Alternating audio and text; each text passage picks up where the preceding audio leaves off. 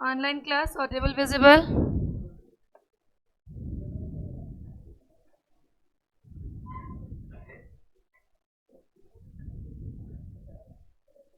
Okay आज हमारी audit की क्लास है। Chapter 1 of audit. Any doubts? पढ़कर आए हो मैम जो कह रहे हैं सारे? बोलो।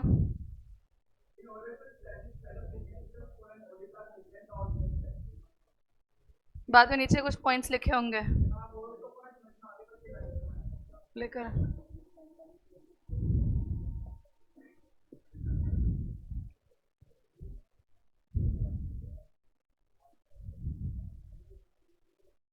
ऑडिटर शेल डिटरमाइन कि प्री कंडीशंस प्रेजेंट है या नहीं है, उसके लिए ऑडिटर को इन चीज़ों को डिटरमाइन करनी है।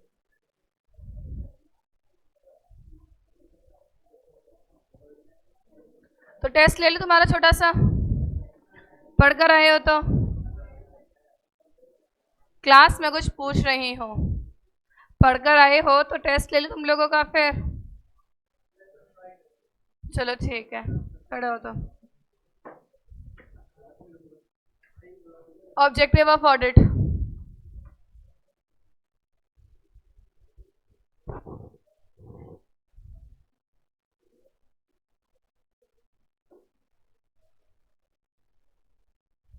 मैं जो क्वेश्चन पेपर बनवा रही थी, आई वॉज 20 मिनट लेट। कुछ तो पढ़ा होगा तुम लोगों ने।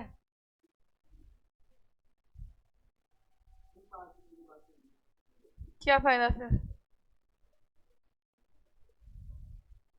20 मिनट से क्या कर रहे थे जब ये 5 मिनट चाहिए? कौन सा पहले का रिवाइज कर रहे थे? क्या रिवाइज किया था? टॉपिक का नाम बताओ।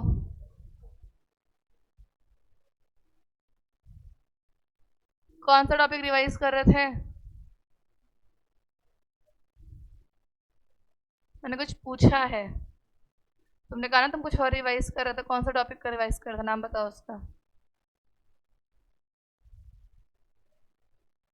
तुम्हें पता है टॉपिक का नाम? बताया मैम, टॉपिक सुनेगी फिर वो।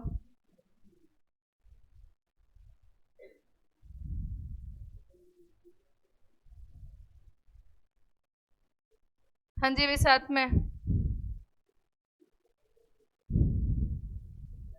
Benefits of audited financial statement. Objective तो देख लिया तुमने, क्योंकि कुछ भी नहीं पढ़कर है साथ में। दोनों में से कौन सा आंसर सुनाएगा? कोई भी सुना दे तो अच्छा लगे, जो सुना दे।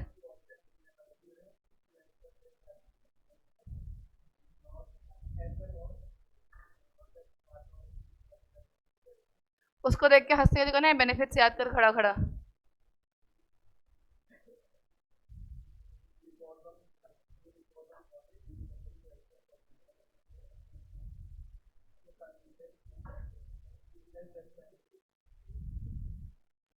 बैठ जा। हाँ जी भाई, उसी लाइन में लास्ट में खड़े जाओ।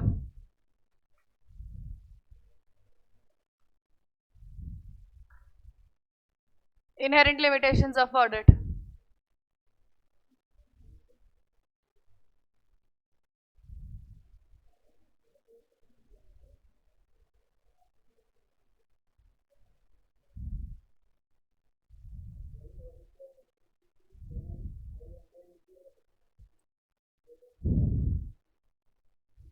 Very good online class.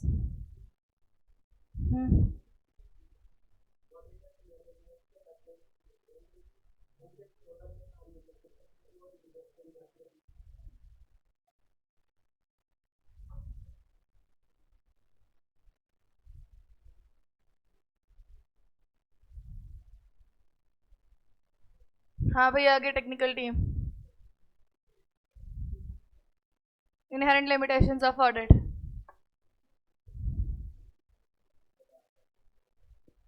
Last class में पढ़ कर आए थे, आंसर सुना था ना तुमने शायद। बैठ जा। हाँ, तुम बहुत उतावले हो रहे हो आंसर सुनाने के लिए। सुना inherent limitations of audit.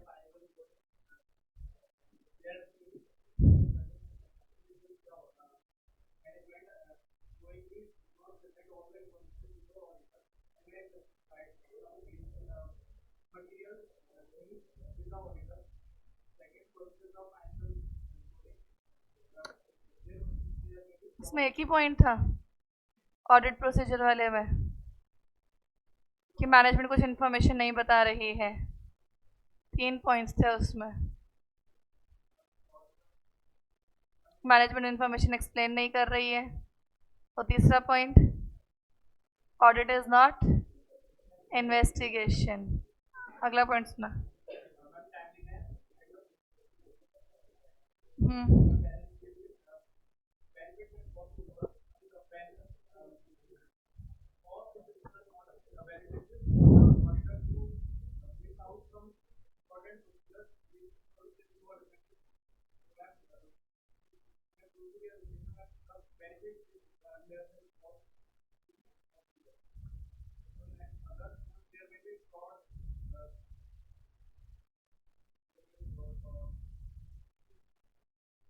Related party transactions.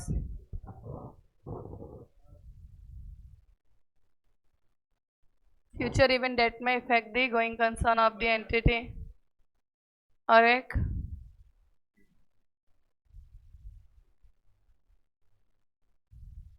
बैठ जा, देख क्या भूल गया।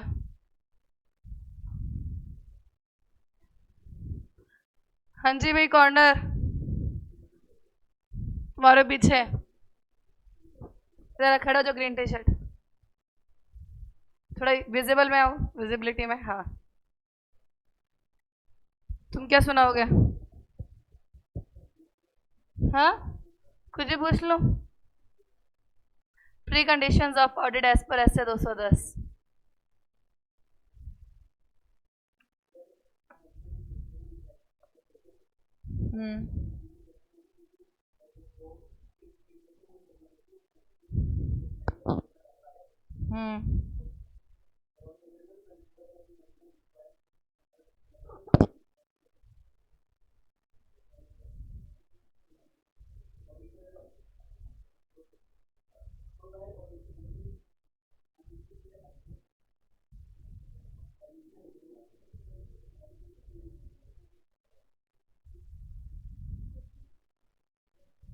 बैठ जा, देख लिया ना ब्लैक में मुझे आप बैठी हो। खड़े हो। तो शायद ब्लू पहना है ना, ब्लैक ही है। हाँ भाई, क्या पढ़ कर आई हो तुम? As an auditor, explain the steps that you will take to obtain the reasonable assurance if management changes any terms of audit during the performance of audit. समझ में आ गया? As a auditor, explain actions या step taken by you if management changes any term of audit engagement during the audit. Audit करते वक्त अगर management कुछ terms को चेंज कर देती है तो एज अ ऑडिटर तुम क्या कर सकते हो? अगला तुम्हारा नंबर है।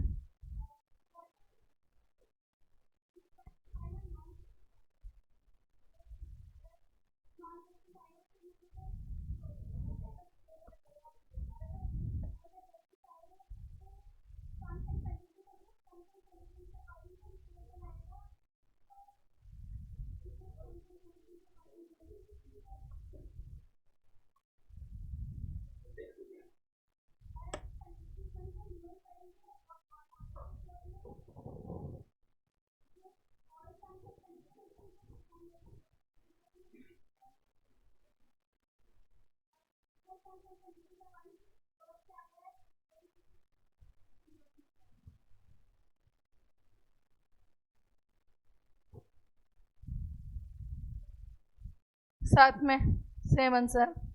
बैठो तुम।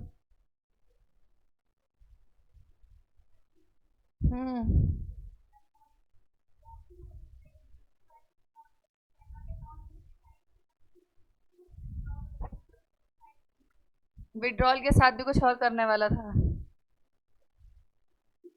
रिपोर्ट करेगा अगर ऑब्लिगेटरी है तो।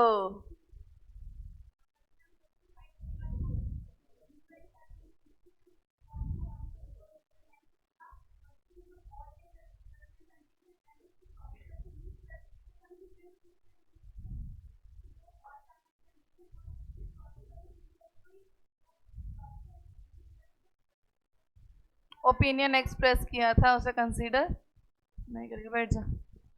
हाँ जी भाई, लास्ट में बिल्कुल कॉर्नर, ब्लू टी शर्ट, खड़े हो। शर्ट है तो खड़े हो जाओ, ब्लू तो है ना, खड़े हो जाओ। रिकरिंग ऑडिट के केस में कब आपको टर्म्स एंड कंडीशन फिर से एक्सप्लेन करने की जरूरत पड़ेगी? पढ़कर नहीं आए, पता नहीं। हाँ,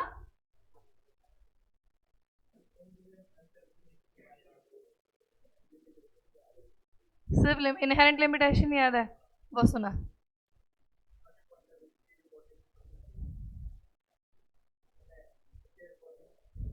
वो 7 हजार कह रहा है, मैम आपको समझ में तो आ रहा है क्या कह रहा है? वित्तीय का मतलब होता है फाइनेंशियल।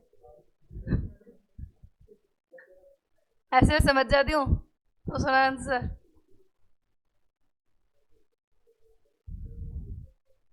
हाँ,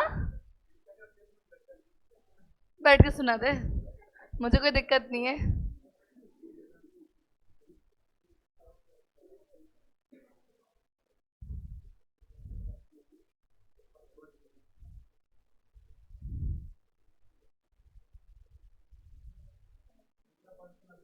सुना।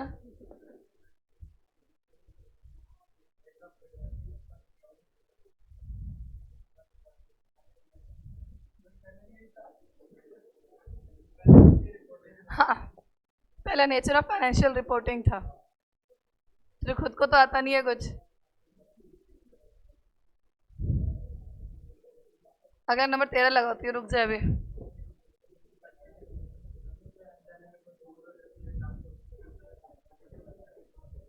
बाकी सबको बात करने की परमिशन किसने दी है? पढ़ लो कुछ बैठ के, किसका नंबर लगेगा पता भी नहीं चलेगा तुम्हें।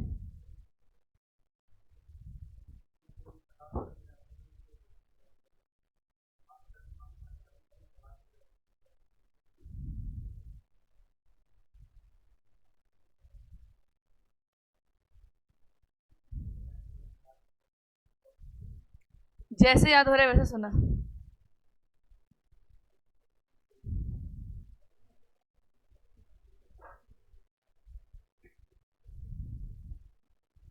हाँ, मेरे को ऑब्जेक्टिव याद हो गए थे देर में। सुना ऑब्जेक्टिव क्या है? बैठ जब, तो बैठने के लिए कहा है मैंने। हाँ सुना।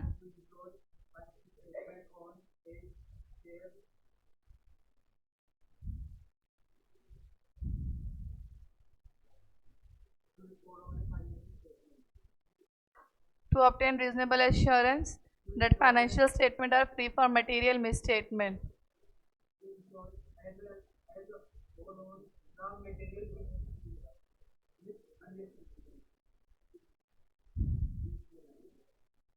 कितना याद हुआ थी देर में, तो पन्ने क्यों पलट रहे हो? एक ही टॉपिक याद करने के लिए कहा था जिसके लिए खड़े हुए थे। तुझे एडवांटेजेस याद हो गए? नहीं हुए? करता रहे खड़ा खड़ा फिर। हाँ मैं पीछे वाइट में बिल्कुल।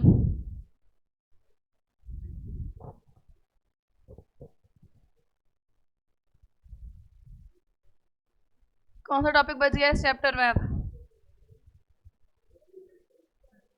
Qualities of auditor. क्या आता है फिर? और ऑब्जेक्टिव सुना।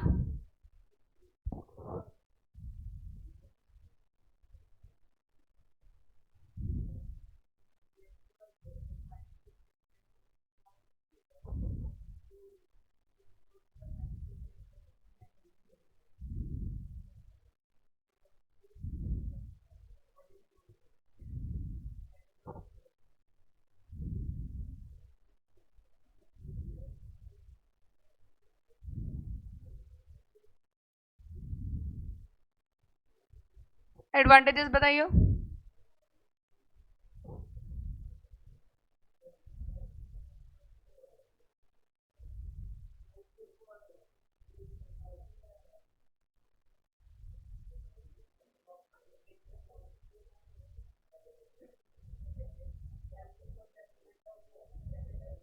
वेरी गुड कोमल,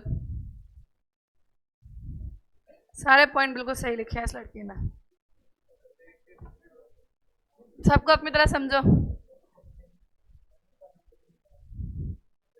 मैं कहता था उसका नंबर लगेगा, तुम में से नंबर लगेगा किसी का। हम्म।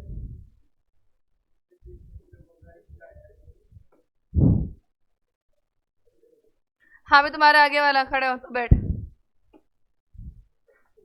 Qualities of auditor.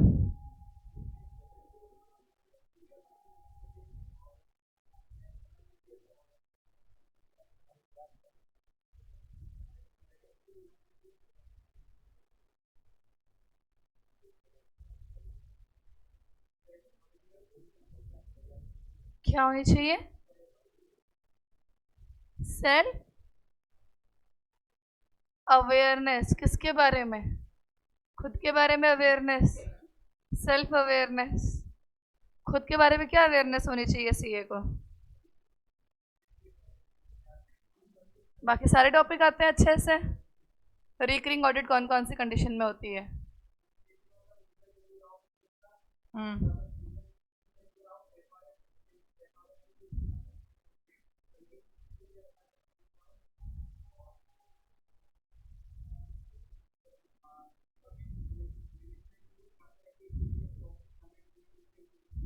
हम्म।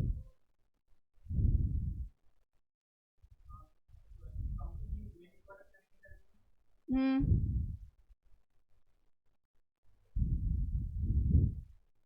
बैठ। वो करण का दोस्त कहाँ बैठा है? गया वो?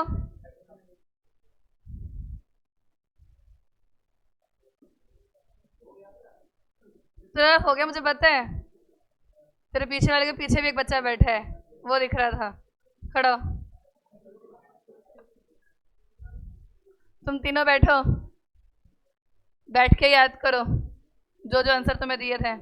वो बैठने के लिए कहे। हाँ, पढ़ कर रहे हो थोड़ा बहुत? क्वालिटीज ऑफ ऑडिटर बता।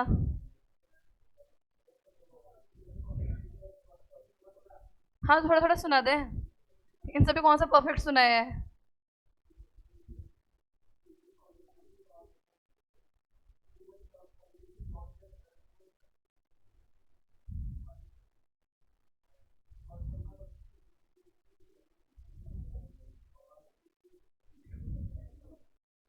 मैम आप शांत हो जाइए, पेपर आप ही लिख देना उसका, वरना फिर कौन बोल रही है आंसर बीच बीच में? लड़की की आवाज आ रही है, उसकी तरफ इशारा कर रही हो। हाँ ठीक है। वही तो एक ही आवाज में बोल सकते हैं, एक से दो आवाज क्यों आ रही है फिर?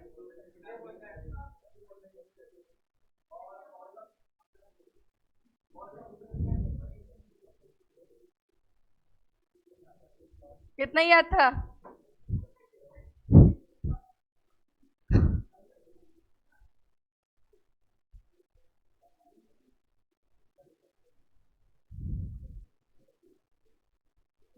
Advantages of audited financial statement.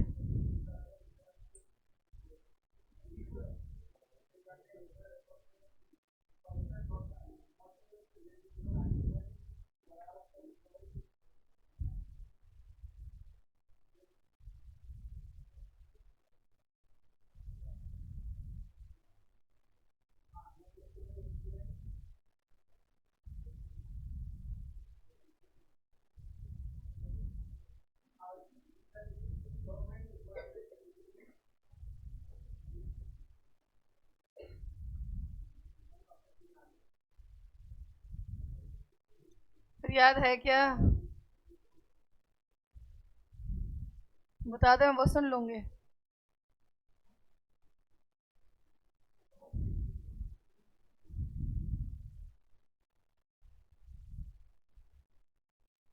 हाँ भाई तुम, सेकंड बेंच।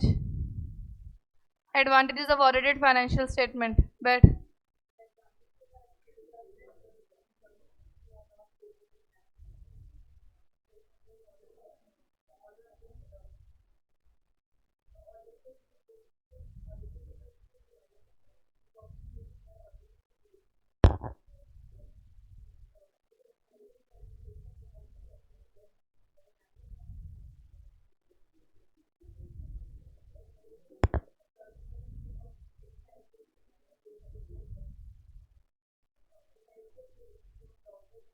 बैठ जा. How रेड और वाइट में? मैम आप inherent limitations of audit.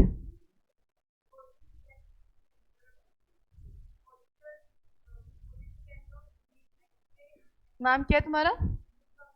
पूर्वा. सुनो.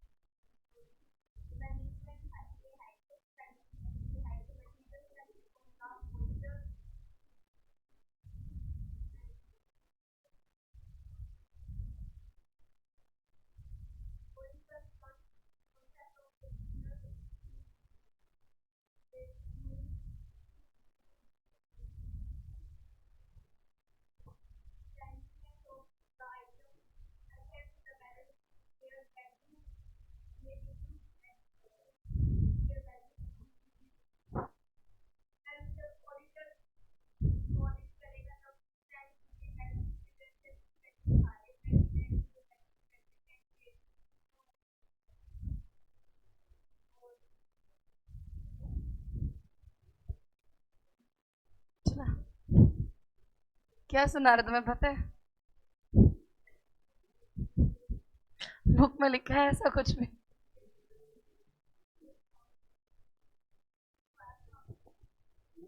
रियलाइजेबल वैल्यू चेंज होना, ये सब कुछ.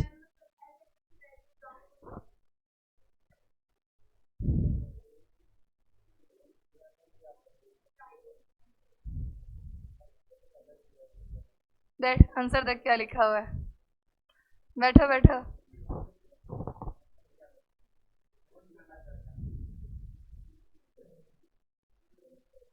हाँ अभी कौन कौन बच गया क्लास में? आगे ग्रे टी शर्ट में खड़ी हो जाओ. ग्रे बोला यार, तुमने ग्रीन पहना है.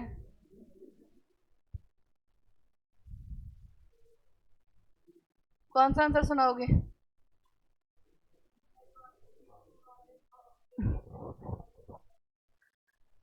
वो सुना. After accepting, after agreeing with the preconditions, what's the next step? As per ऐसे 210.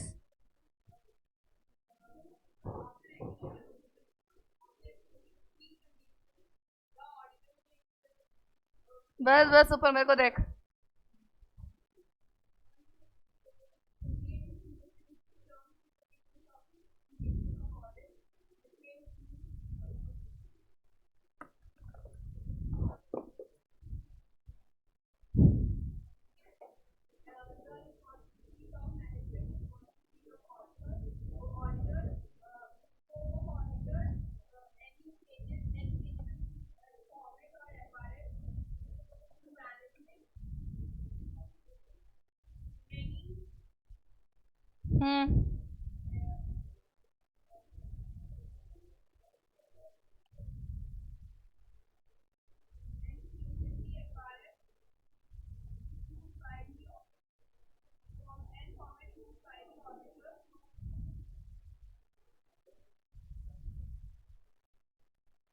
एक था ORS, objective responsibility scope, FRF plus form and content of report जो इश्यू होगी. बैठ जा. हाँ भाई sir, second last bench corner. तुम्हें ही देखी थी, तुम चश्मा उतार के बैठे हो आज.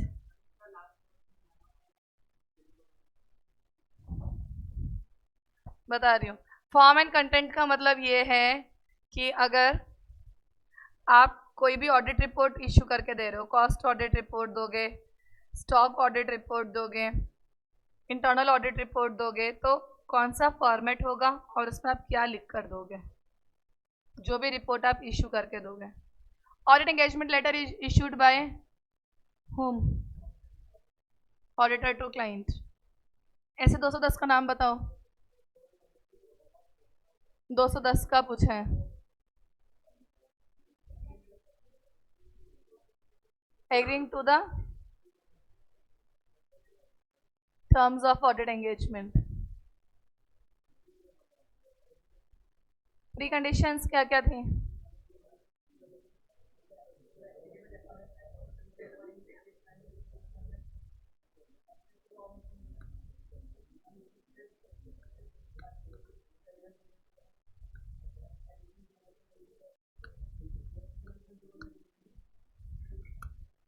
अगर मैनेजमेंट स्कोप पे कोई भी लिमिटेशन लगाती है बिफोर परसुइंग द ऑडिट, तो what is your right to do? ठीक है।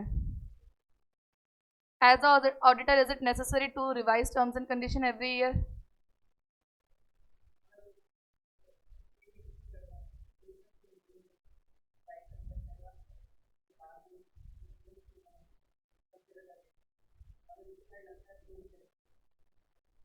Financial statement includes fund flow statement, correct और इनकरेक्ट? क्या क्या इंक्लूड करता है फिर?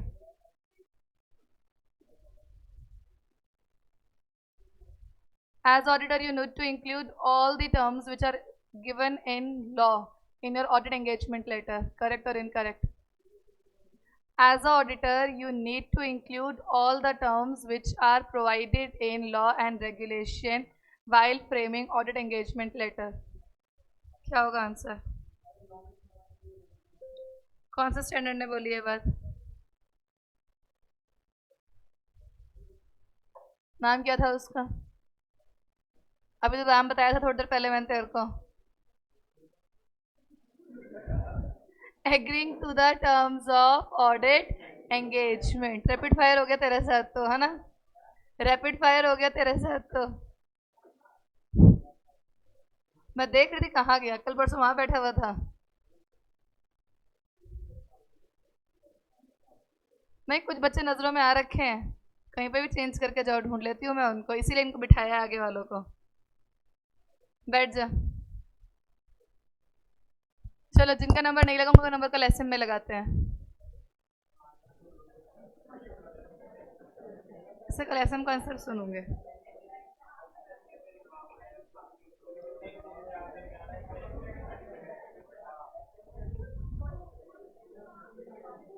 जो तुम लोग ये नहीं पढ़ाई कर रहे हो ना, पढ़ाई करने लग जाओ अब।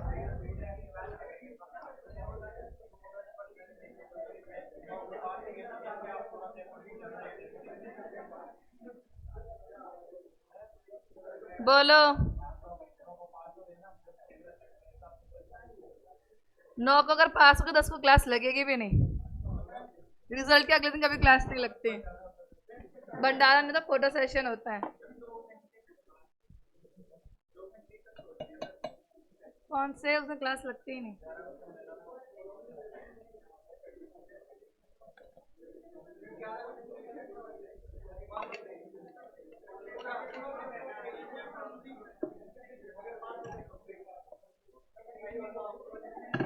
ठीक है, देखते हैं।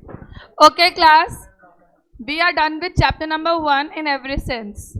होपफुली तुम्हारी तरफ से भी चैप्टर 1 खत्म है, मेरी तरफ से तो कब का हो चुका है। मैंने तो कुछ ऐसा ही कहा था। चैप्टर नंबर 2,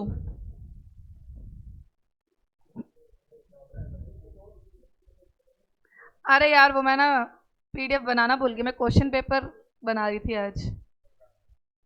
वैसे नोट्स लिखे हुए हैं, उनका पीडीएफ बनाना है। कल शाम तक नहीं, आज शाम तक ही आ जाएंगे। मतलब मैं घर जाके पीडीएफ बना के भेज दूंगी, अगर मैनेजमेंट तब तक बैठा होगा तो अपलोड कर देगा। ये ठीक है।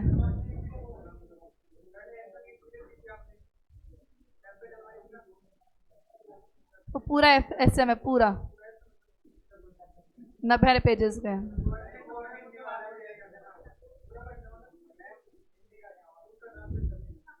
कल मनोज सर बैठे नहीं थे, रिजल्ट तो आने दो। ध्यान पूरा दे रही, तभी सुन रही हूँ तुम लोगों से भी। मुझे 13 ही नंबर लगता है क्या? मतलब सिटिंग अरेंजमेंट ही कुछ ऐसा है। ओके, एक आधा बच्चा एसएम की पीडीएफ में से मेरा फ़ोन नंबर देख के फ़ोन कर लेना, मतलब व्हाट्सएप कर देना मेरे को, मैं उससे पीडीएफ भेज दूंगी और वो पीडीएफ पूरी क्लास में सर्कुलेट कर देना। मीनवाइल मैं अपलोड भी करवा दूंगी वहाँ पे, ठीक है। चैप्टर नंबर 2 स्टार्ट कर रहे हैं हम लोग ऑडिट का। ये चैप्टर 2 हम लोगों को प्रायर टू रिजल्ट फिनिश करना है, ताकि रिजल्ट से पहले सिलेबस थोड़ा कंप्लीट सा लगे। सिर्फ 2 चैप्टर 13 में से।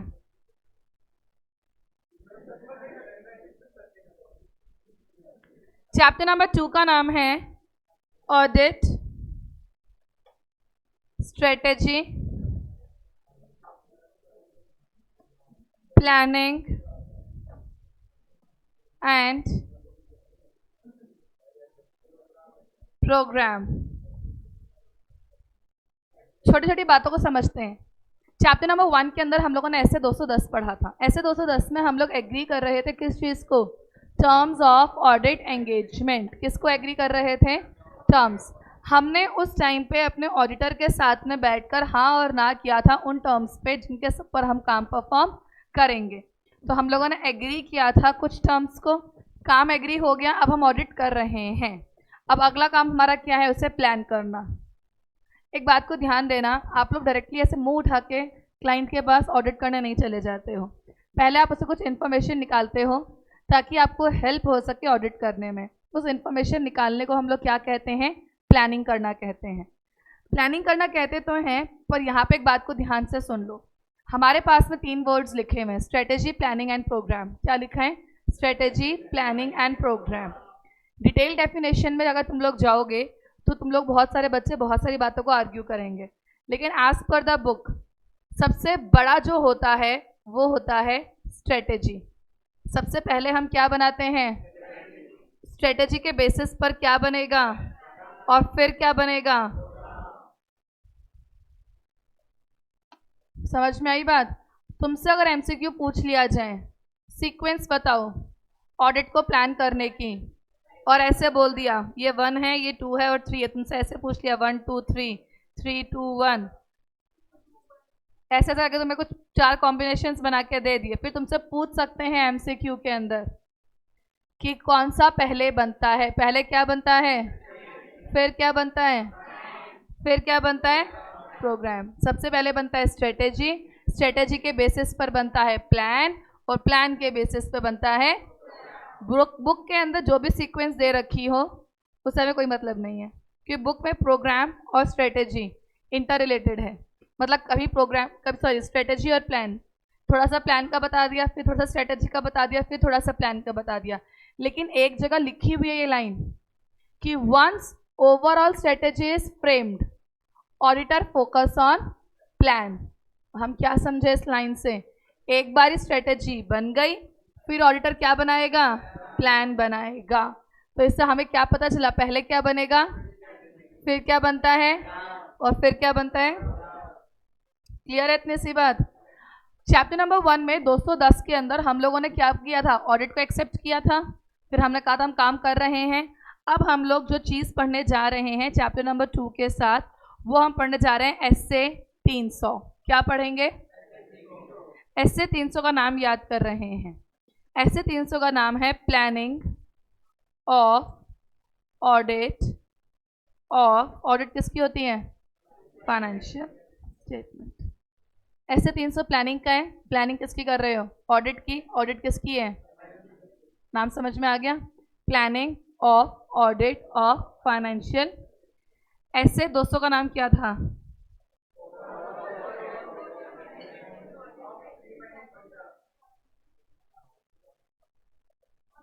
210 का नाम क्या था? एग्रीइंग याद रहेगा नाम पीछे तुम्हें अब इसका? Agreeing to the terms of audit engagement. ये हमारा तीसरा स्टैंडर्ड है जो हम पढ़ने जा रहे हैं। समझ में आई बात? और तीसरा एस्से का नाम क्या है? एस्से 300, planning of audit of financial statement. ये लिस्ट बन रही है नहीं बन रही है? और जो बच्चे कह रहे हैं दिमाग में सब बन रहा है, वो दिमाग से बाहर ना निकल जाए, कहीं लिख लेना। इसलिए ये लिस्ट एक बारी के लिए, चाहे चैप्टर 1 के नोट्स में कोई आगे पीछे खाली पेज नहीं है एक भी, एक पेज में आ जाएंगे सारे। चैप्टर 1 के नोट्स के अंदर आगे पीछे कहीं कोई खाली पेज नहीं है? अगर है तो वहां ये लिस्ट बनाते जाओ। और जो ये फोटोज क्लिक कर रहे हैं, फोटो से पेपर पे आएगा।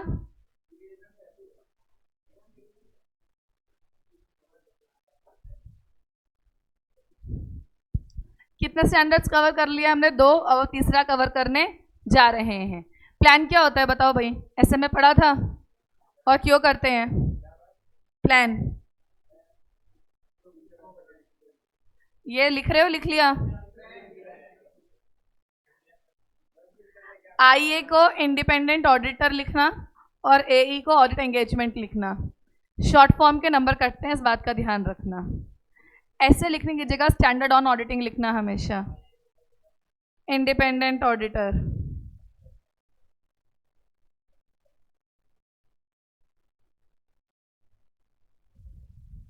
इवन पेपर में ICAI की जगह भी कोशिश करना पूरा नाम लिखो।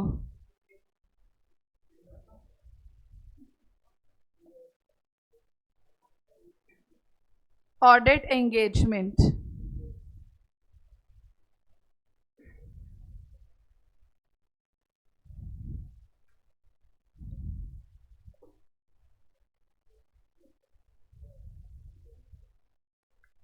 वेरी गुड निश्चय।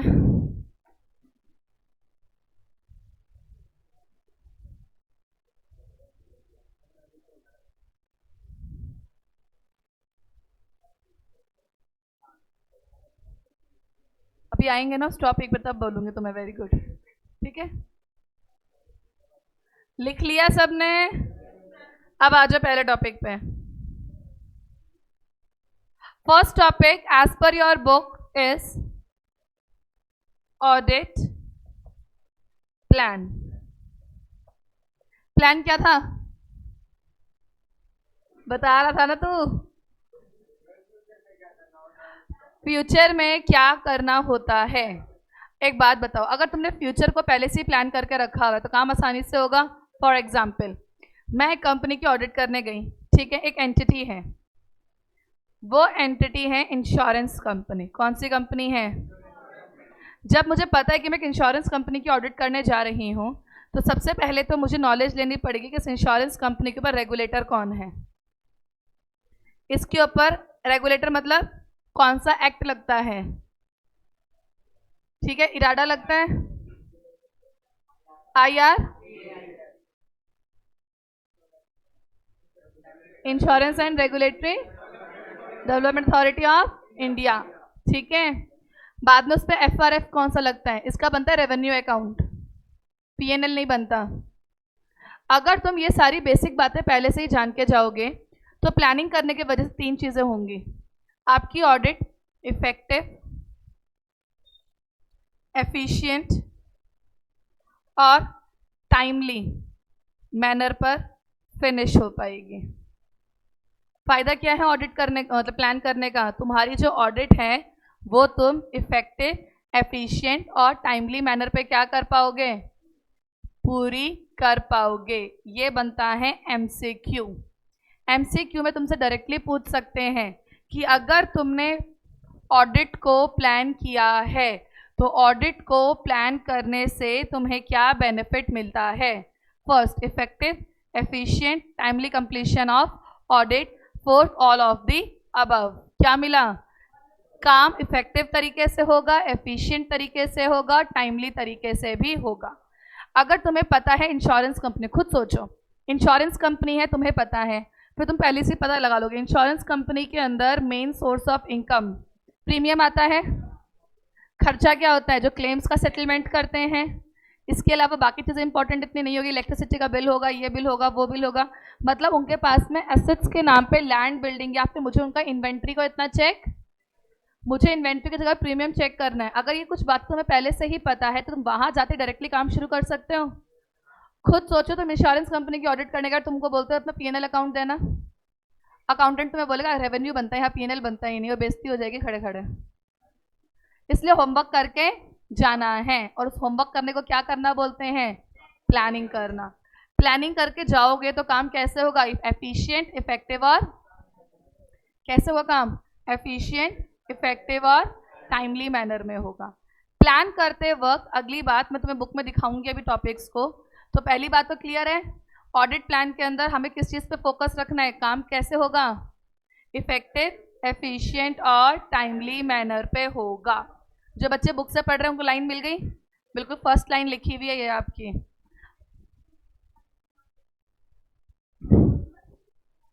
क्या कर सकते हैं?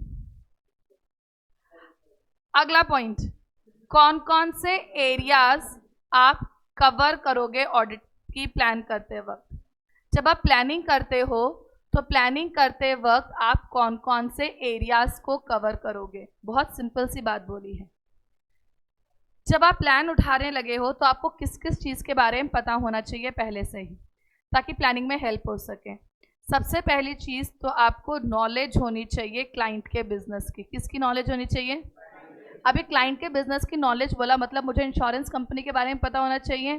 यहाँ मुझे पता होना चाहिए उस एंटिटी के अकाउंटिंग सिस्टम के बारे में। अकाउंटिंग सिस्टम के बारे में पता था, मतलब रेवेन्यू अकाउंट बनेगा, पीएनएल बनेगा, या इनकम एंड एक्सपेंडिचर अकाउंट बनेगा, बैलेंस शीट नॉर्मल बनती है या फिर जनरल बैलेंस शीट अलग बनेगी, और कैपिटल अकाउंट अलग बनता है।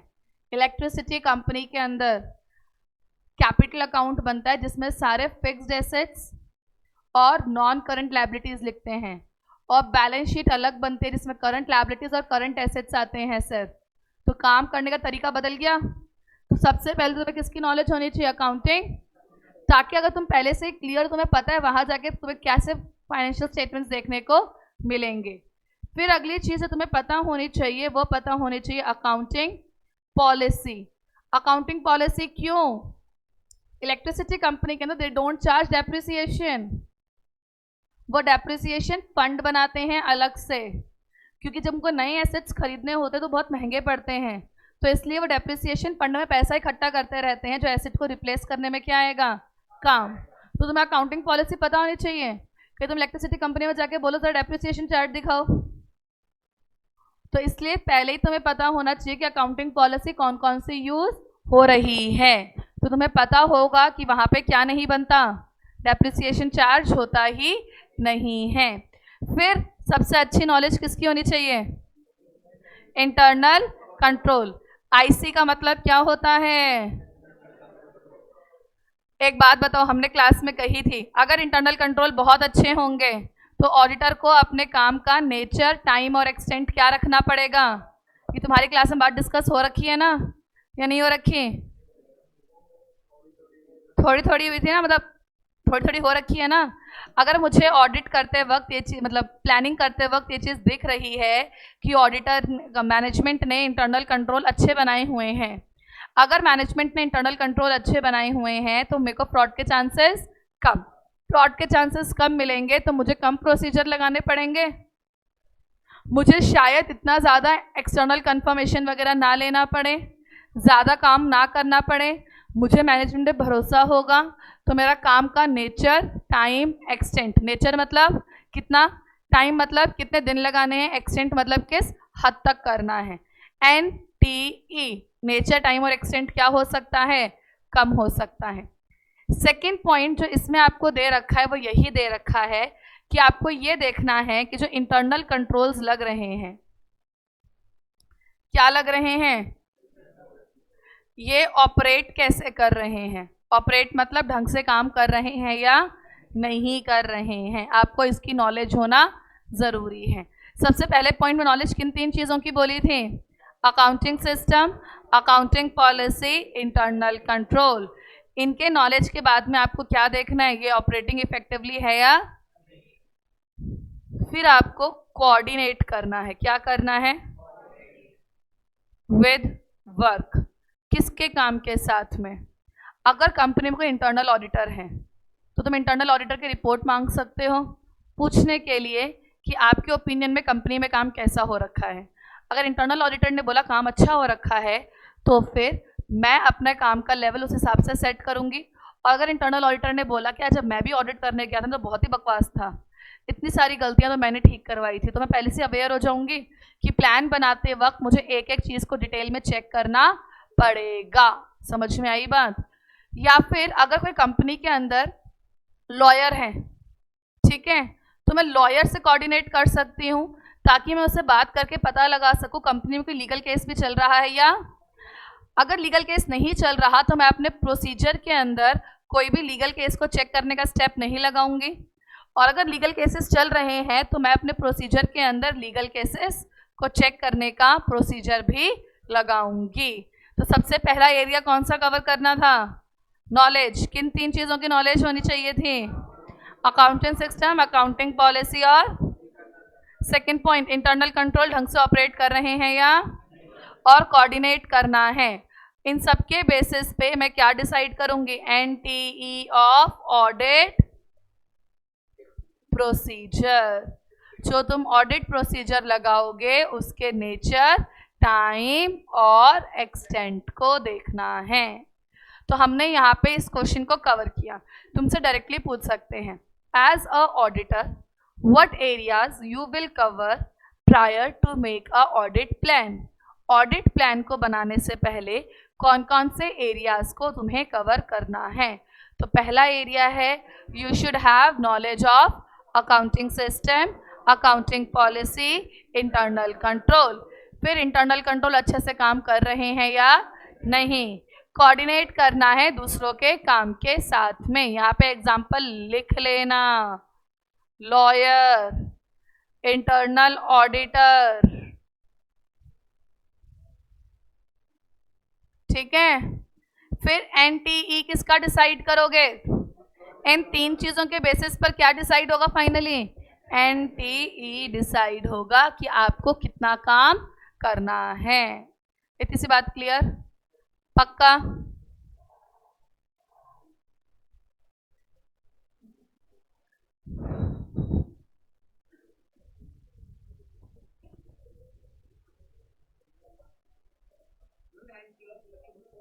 Nature, time, extent.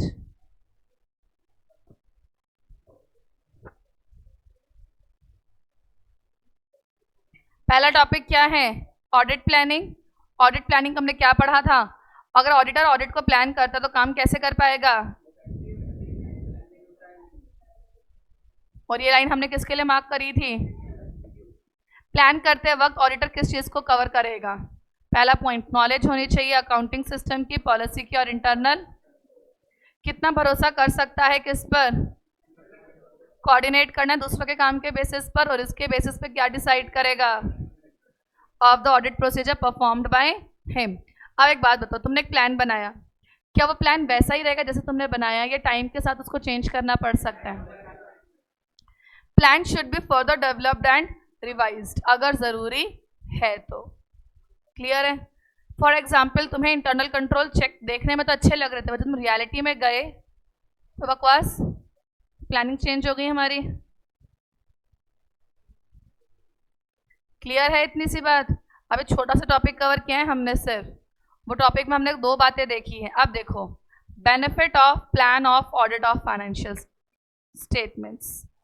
अब बहुत ध्यान से देखना, एक टॉपिक तुमने पढ़ा था benefit of audited financial statement, chapter number 1 में क्या था? Benefits of audited financial statement. और ये पढ़ रहे हो benefit of planning of audited financial statement. कहीं फटाफट में क्वेश्चन पढ़ने के चक्कर में एक आधे शब्द को ऊपर नीचे मत कर देना। बात समझ में आई? यही रीज़न है कि बच्चे फेल हो जाते हैं, क्योंकि ऑडिट में अभी तुम पढ़ोगे ना धीरे धीरे तुम्हें सारी बातें सेम सेम सी लगेगी। चैप्टर 2 में तुम किसी और में किसी और का आंसर मिक्स कर रहे होगे, अगली क्लास में देख लेना।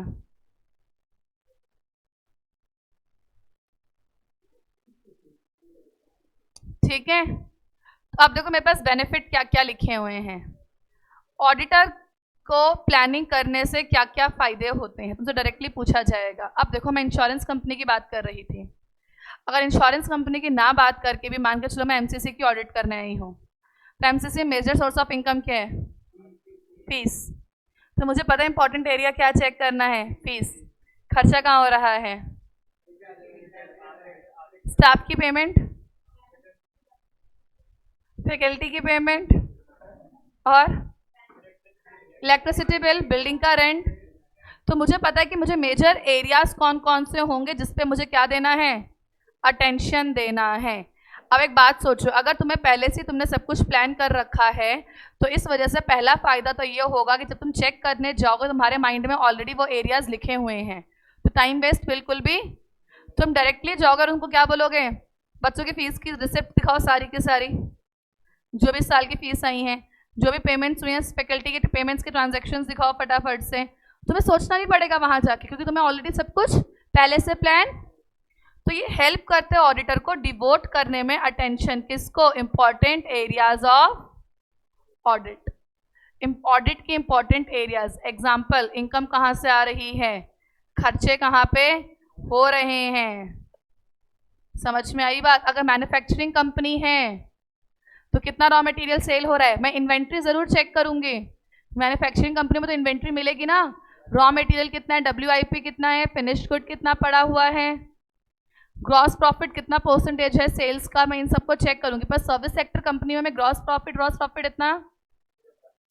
अगला पॉइंट, तुम्हें ना अगर तुमने पहले से ही प्लानिंग कर रखी है, ये बात तुम लोग हमेशा देखते हो, फ्यूचर में होने वाली प्रॉब्लम को तुम पहले से आइडेंटिफाई और क्या कर लोगे? रिजॉल्व करोगे टाइमली बेसिस पर। ये कैसे? ऑडिट के पॉइंट ऑफ व्यू से बताओ फटाफट से। ऑडिटर कैसे आइडेंटिफाई और रिजॉल्व कर सकता है potential problems on timely basis, अगर वो अच्छे से प्लान कर कर आया है तो।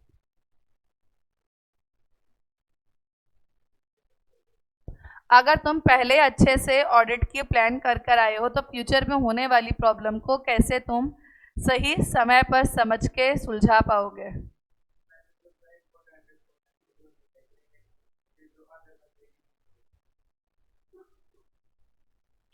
यहाँ पे प्रॉब्लम को टाइमली बेसिस पर सॉल्व करने की बात हो रही है कि प्रॉब्लम को कैसे तुम टाइमली बेसिस पर ऑडिट की वजह से सॉल्व कर पाते हो।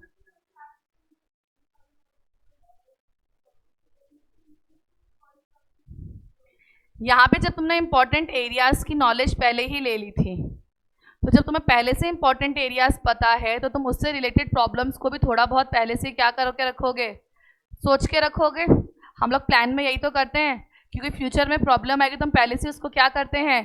सोच के रखते हैं, और उसके बेसिस पर उसका हम क्या करेंगे? सॉल्यूशन पहले से ही निकाल के रखेंगे। फॉर एग्जाम्पल लेके चलते हैं, मैंने अगर सोच रखा है कि मैनेजमेंट के पास में अगर एफडी है तो मैनेजमेंट से मैं एफडी के क्या मांगूंगे? अगर मैनेजमेंट ने सर्टिफिकेट नहीं दिए तो प्रॉब्लम आ गई। प्रॉब्लम को सॉल्व करने के लिए मैंने पहले से ही बैंक की डिटेल्स निकाल के रखी हुई है। मैं बैंक वालों से डायरेक्टली जाके पूछ सकती हूँ या बैंक से सर्टिफिकेट मांग सकती हूँ, क्या इतनी एफडी सच में है भी या? तो होने वाली प्रॉब्लम को वो पहले ही तुम्हें आइडेंटिफाई करवाएगा और सॉल्व करवाने के लिए तैयार रखता है। क्लियर है बात? पहली हेल्प तुम्हें किस चीज में कर रहा था? अटेंशन दे रहा था किस पे? इंपॉर्टेंट एरियाज पे। सेकंड पॉइंट क्या करवा रहा था? आइडेंटिफाई और रिजॉल्व करवा रहा था पोटेंशियल प्रॉब्लम को। अब देखो, जब तुमने सारी प्लानिंग करी तो प्लानिंग करने से तुम ऑर्गेनाइज और मैनेज कर पाओगे ऑडिट एंगेजमेंट को। ये ऑर्गेनाइज और मैनेज के पॉइंट पर आते हैं, लेकिन इस पॉइंट को ढंग से समझने के लिए हम पहले बाकी बातों को समझते हैं। हमारे पास होते हैं आर्टिकल्स, होते हैं। अब आर्टिकल्स कुछ तो फ्रेश ही होंगे बिल्कुल, कुछ थोड़े एक्सपीरियंसड होंगे। मैं इंश्योरेंस कंपनी की ऑडिट करने जा रही हूँ तो मैं फ्रेश ही आर्टिकल्स को क्या काम दूंगी कि तुम वाउचिंग का काम देख लेना। वाउचिंग क्या था? वाउचर के साथ में जर्नल एंट्रीज को चेक करना या फाइल को मेंटेन करने का काम कर लेना। क्योंकि जो बिल्कुल नए नए आए हैं अभी ग्रुप 1 ग्रुप 2 क्लियर करके, उनको मैं ये तो नहीं बोलूँगी कि तुम एक्सटर्नल कंफर्मेशन मतलब डेटा से पूछने का पूरा ड्राफ्ट तैयार करके दो मेरे को। उनको तो इतना काम आता ही।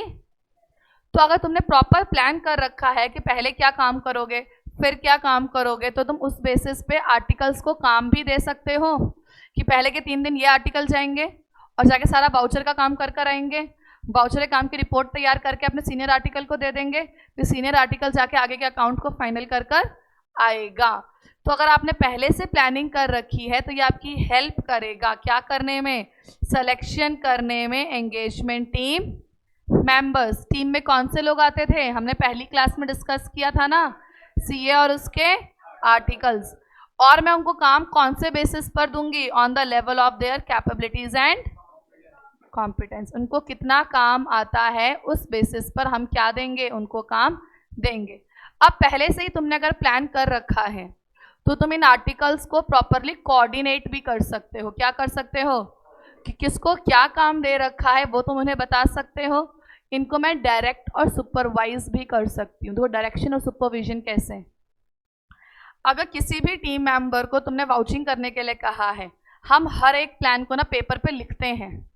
लिखते क्यों हैं, लिखने का रीज़न है अगर फ्यूचर में तुम्हारे ऊपर कभी कोई केस लग गया कि तुमने अपना काम नेग्लिजेंस के साथ किया है, तो ये पेपर लिखा हुआ तुम्हारे लिए क्या है, प्रूफ है कि हमने अपना काम अच्छे से किया है।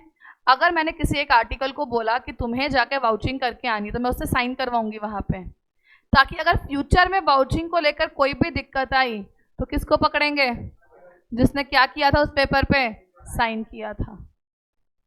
समझ में आई बात, कोई गलती किसकी वजह से हुई है, उसकी वजह से। तो प्लानिंग मुझे डायरेक्ट करने में और सुपरवाइज करने में भी क्या करता है, हेल्प करता है। और इन सब चीज़ों से मैं क्या समझी कि प्लानिंग प्रॉपरली ऑर्गेनाइज और मैनेज करवाता है किस चीज़ को, ऑडिट एंगेजमेंट को। अगर मैं शॉर्ट में इन सारी बातों को बोलूं कि बेनिफिट्स क्या क्या होते हैं ऑडिट के, मैंने क्या देखा, बेनिफिट्स क्या क्या हैं प्लानिंग करने के। पहला बेनिफिट ये था कि आपको अटेंशन दे रहा था, किसकी, टू इम्पॉर्टेंट एरियाज। किस एंटिटी में कौन सा एरिया इंपॉर्टेंट है इसकी तुम्हें क्या दे रहा था, ये नॉलेज दे रहा था। सेकंड बेनिफिट क्या था, टाइमली बेसिस पर ये क्या करवा रहा है, आइडेंटिफाई करवा रहा है और रिजॉल्व करवा रहा है किसी भी प्रॉब्लम को। टाइमली बेसिस पे क्या करवा रहा था, आइडेंटिफाई और रिजॉल्व। टाइमली बेसिस पे प्रॉब्लम को सॉल्व करने में हेल्प कर रहा था। तीसरा बेनिफिट क्या लिखा था, तीसरा पॉइंट देखो अब हम कैसे करेंगे। इसमें एंगेजमेंट टीम की बात करी है, किसकी बात करी है, एंगेजमेंट टीम से रिलेटेड तीन बातें। पहला एंगेजमेंट टीम का क्या लिखा था हमने, selection as per their competence. दूसरा उनको क्या कर रहे थे, डायरेक्ट एंड सुपरवाइज कर रहे थे। और तीसरा supervision, direction and supervision.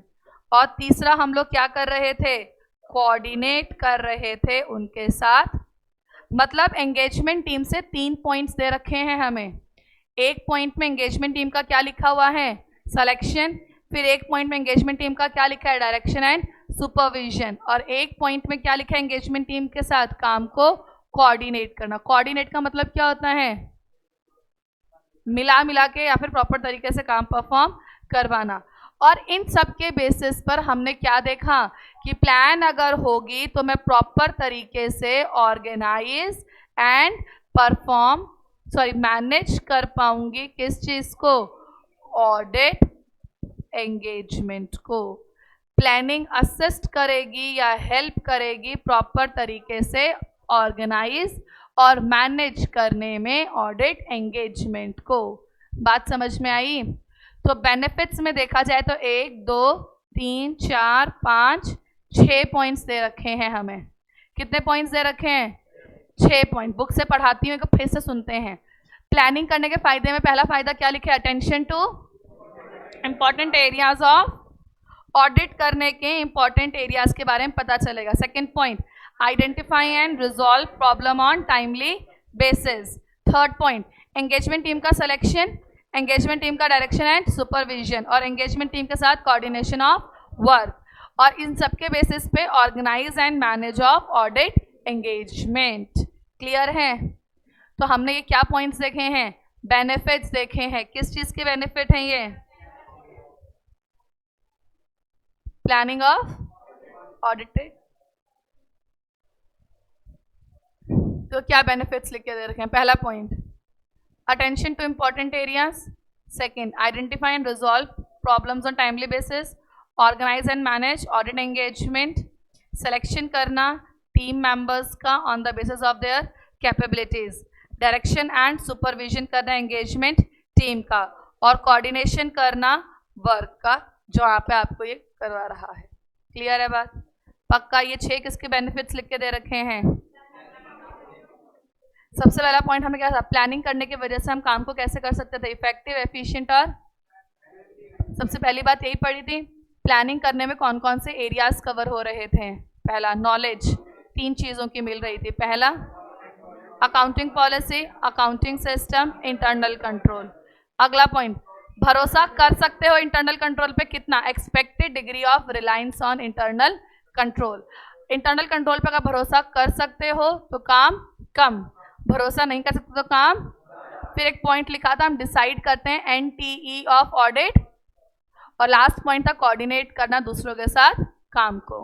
4 areas थे ना, नॉलेज गेन करी थी 3 चीज़ों की, पहला पॉइंट अकाउंटिंग सिस्टम, दूसरा पॉइंट, तीसरा पॉइंट, फिर अगला पॉइंट क्या लिखा था इसमें, कितना डिग्री ऑफ रिलायंस कर सकते हो इंटरनल कंट्रोल पे, उसके बेसिस पे काम का एनटीई डिसाइड किया, और लास्ट में काम को कोऑर्डिनेट करना है।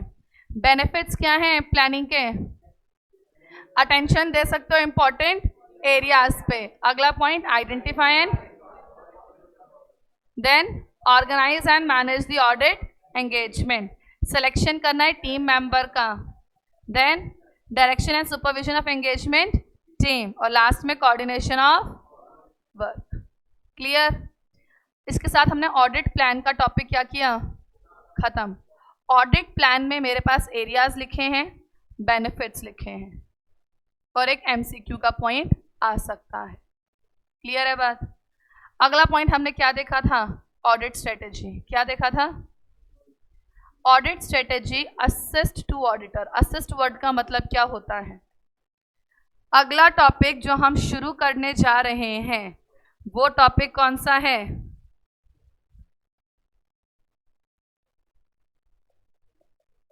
Audit strategy. अब देखो कोई बुक में कैसे लिखा है, बुक में लिखा है audit strategy assist the auditor. Assist का मतलब क्या होता है, हेल्प। मतलब मेरे पे क्वेश्चन ऐसे आ सकता है कि ऑडिट स्ट्रेटेजी कैसे हेल्प करती है ऑडिटर की। क्या लिखा है, कैसे असिस्ट करती हैं। या तुमसे पूछ सकते हैं कि ऑडिट स्ट्रेटेजी के फायदे बताओ ऑडिटर के पॉइंट ऑफ व्यू से, या फिर पूछ सकते हैं ऑडिट स्ट्रेटेजी के एडवांटेजेस बताओ किसके पॉइंट ऑफ व्यू से, क्योंकि असिस्ट हेल्प किसकी कर रहा है, ऑडिटर की। जब ऑडिटर की हेल्प कर रहा है तो फायदे भी किसके लिए हुए, ऑडिटर के लिए। इन्होंने एक सिंपल सी बात बोली है, इन्होंने बोला है अगर आप ऑडिट स्ट्रेटेजी को यूज करते हो तो आप अपने रिसोर्सेज को अच्छे से मैनेज कर सकते हो। मतलब ये सारी की सारी हेल्प जो कर रहा है वो हेल्प कर रहा है मैनेज करने के लिए रिसोर्सेज ऑफ ऑडिट। क्या मैनेज करने में हेल्प कर रहा है। अब बताओ तुम्हारे लिए रिसोर्सेज कौन है। सीए के लिए रिसोर्सेज आर्टिकल्स हैं। सीए के लिए रिसोर्सेज कौन है, ये इसके इतने सारे आर्टिकल्स। अब इन आर्टिकल्स को कैसे मैनेज करेगा, ये मुद्दा है हमारा सारा। आर्टिकल्स को मैनेज करने के लिए 4 बातें लिख के दी हैं। ये आपको आर्टिकल्स को मैनेज करने के लिए 4 चीज़ों पर फोकस करवाता है। 4 चीज़ें हैं, quality of articles, quantity of articles, timing of articles and direction over articles. समझ में आई बात। रिसोर्सेज की क्वालिटी, रिसोर्सेज की क्वांटिटी, रिसोर्सेज का टाइमिंग, रिसोर्सेज का डायरेक्शन, ये 4 बातें हैं, मतलब हमारे पास अगर तुम चारों पॉइंट देखोगे ना तो चारों पॉइंट सिर्फ रिसोर्सेज की बात कर रहे हैं। किसकी बात कर रहे हैं? फिर हमने देखा कि इन चारों पॉइंट में ये रिसोर्सेज के बारे में 4 बातें बोल रहे हैं।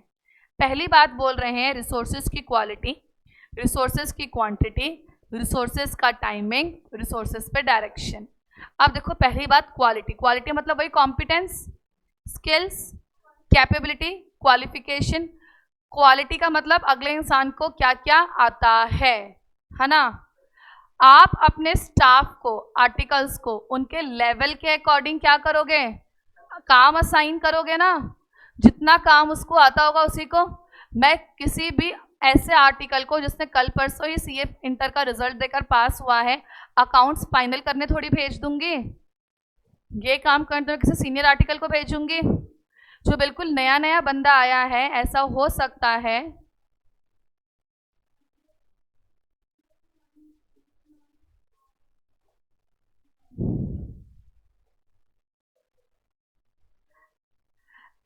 कुछ नहीं हुआ, ऐसा हो सकता है कि हम अपने नए नए आर्टिकल को शायद ऑडिट फील्ड पर भी ना भेजें, उसे मैं ऑफिस के अंदर ही फाइलिंग का काम कराऊं। फाइलिंग क्या होता है? फाइल्स को प्रिपेयर करना। जब आप एलएलबी कर लेते हो क्लियर, तो क्या पहले ही दिन तुम्हें कोर्ट में खड़ा कर देते हैं लड़ ले केस? तुम जब ट्रेनिंग के लिए, इंटर्नशिप के लिए जाते हो, पहले दिन तुम्हें कोर्ट में खड़ा कर देंगे, यही केस लड़ेगा, एलएलबी क्लियर करके आए हैं। तुम्हें जब तुम इंटर्नशिप के लिए जाते हो तो सबसे पहले तुम्हें फाइल तैयार करना सिखाते हैं कि तुम अपने क्लाइंट की फाइल तैयार कैसे करोगे, पेपर कौन से ऑर्डर में लगे हुए होने चाहिए, सीक्वेंस क्या होती है और पेपर्स की। फिर वो तुम्हें कॉन्ट्रैक्ट को ड्राफ्ट करना सिखाते हैं। हालांकि तुमने पढ़ा था कॉन्ट्रैक्ट, फिर भी तुम्हें ड्राफ्टिंग सिखाते हैं कि अगर तुम कोई पिटीशन फाइल करोगे तो उसकी ड्राफ्टिंग क्या होगी। तुम्हें 1-2 साल तो ये काम सिखाया जाता है एलएलबी करने के बाद भी। उसके बाद कहीं वो तुम्हें कोर्ट में अपने साथ लेकर जाते हैं, जहां वो तुम्हें दिखाते हैं कि देखो मैं कैसे फाइट करता हूँ।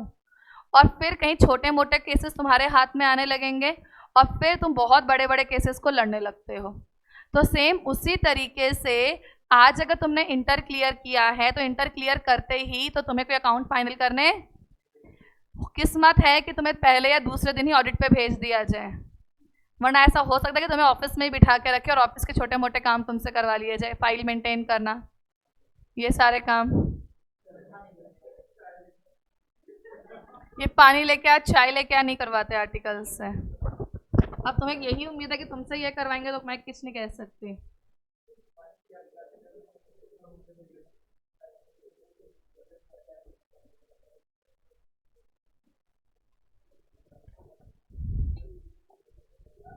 क्लियर है इतनी सी बात? अब सुनो आगे। तो यहाँ पर मुझे काम को डिवाइड करना है, तो काम को डिवाइड करने के लिए क्या चीज़ ध्यान में आएगी? क्वालिटी। तो यहाँ पे मैं देखूंगी एलोकेशन कैसे हो रहा है काम का। क्या देख रहे हैं यहाँ पे हम? एलोकेशन। अगला पॉइंट क्या है? क्वांटिटी। क्वांटिटी का मतलब होता है कितने आर्टिकल्स भेजने हैं, नंबर ऑफ आर्टिकल्स। छोटी मोटी एंटिटी है, 3-4 आर्टिकल भेज के काम खत्म कर दो। कोई बड़ी एंटिटी है, 5-6 आर्टिकल्स तो जाने ही पड़ेंगे। बिल्कुल ही खराब एंटिटी, एक आर्टिकल को भेज दो, अकेले ही काम करके आ जाएगा। समझ में आई बात? और बहुत ही बकवास तो बोलेंगे काम करो, अपने टैली का डेटा जो है ना हम ही भेज दो, हम यहाँ बैठे बैठे ऑडिट कर देंगे। तो ये बताता है क्वांटिटी। ठीक है।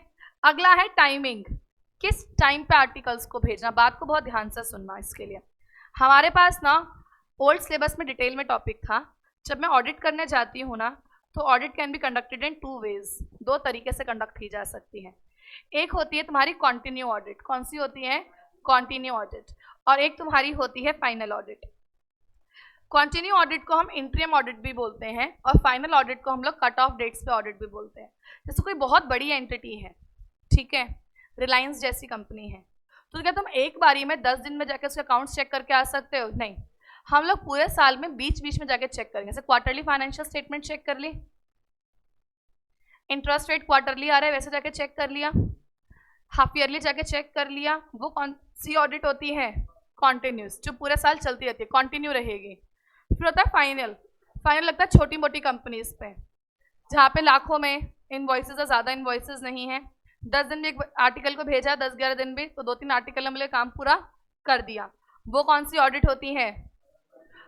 Final audit. फाइनल मतलब 1 शॉट में काम खत्म करना, सारा काम एक साथ, उसे कौन सी ऑडिट बोलते हैं? Final audit. और कंटिन्यू ऑडिट जो पूरे साल इंस्टॉलमेंट्स या किस्तों में चलती रहेगी। 2 महीने बाद थोड़ा सा काम चेक करके आ गए, फिर 2 महीने बाद थोड़ा सा काम चेक करके आ गए।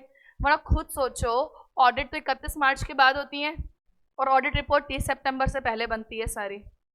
वैसे ऑडिट रिपोर्ट साइन करने की डेट होती है 30 सितंबर। क्या होती है? सभी 31 जुलाई इनकम टैक्स रिटर्न की डेट थी, ऑडिट रिपोर्ट साइन करने की डेट होती है 30 सितंबर। वो अगर एक्सटेंड हो जाए तो अलग बात है। तो क्या सीए बाकी टाइम मच्छर मारेगा बैठ के? करेगा क्या?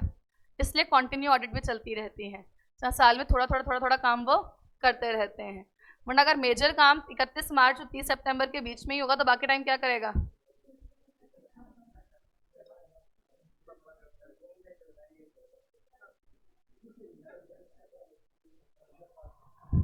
समझ में आई बात? इसलिए कंटिन्यू ऑडिट भी होती रहती है। तो यहाँ पे बात आई टाइमिंग की, कि किस टाइम पे ऑडिटर अपने आर्टिकल्स को भेज रहा है, इंटरिम ऑडिट के लिए भेज रहा है या फिर कट ऑफ के लिए भेज रहा है। क्लियर? और लास्ट पॉइंट क्या है? Direction and supervision. कितना डायरेक्शन और सुपरविजन की उनको जरूरत है, कितने की जरूरत है, डिपेंड करता है उनकी कैपेसिटी पर। अगर आर्टिकल भयंकर तरीके से नालायक है, उन्हें कोई काम 10 बार समझा दिया उसके बाद भी उन्हें समझ में नहीं आ रहा है, तो ऐसे काम के लिए उनके ऊपर सुपरविजन ज़्यादा। और अगर आर्टिकल्स को एक बार में समझाने पे समझ में आ जाता है तो सुपरविजन कम। तो हमारे पास में क्या बातें बोली गई यहाँ पे, कि अगर आप किसको मैनेज करना है तो क्वेश्चन 2 तरीके से पूछा जा सकता है।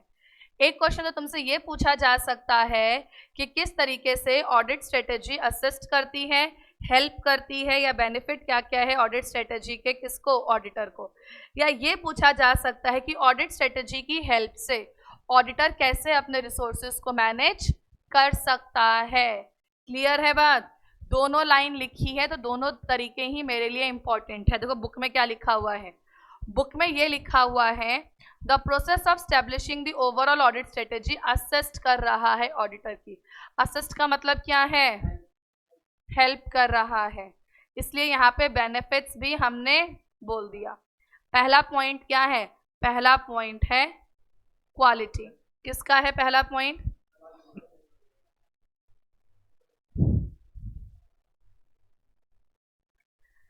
The resources deploy. डिप्लॉय का मतलब होता है यूज्ड, यूज जो हो रहे हैं।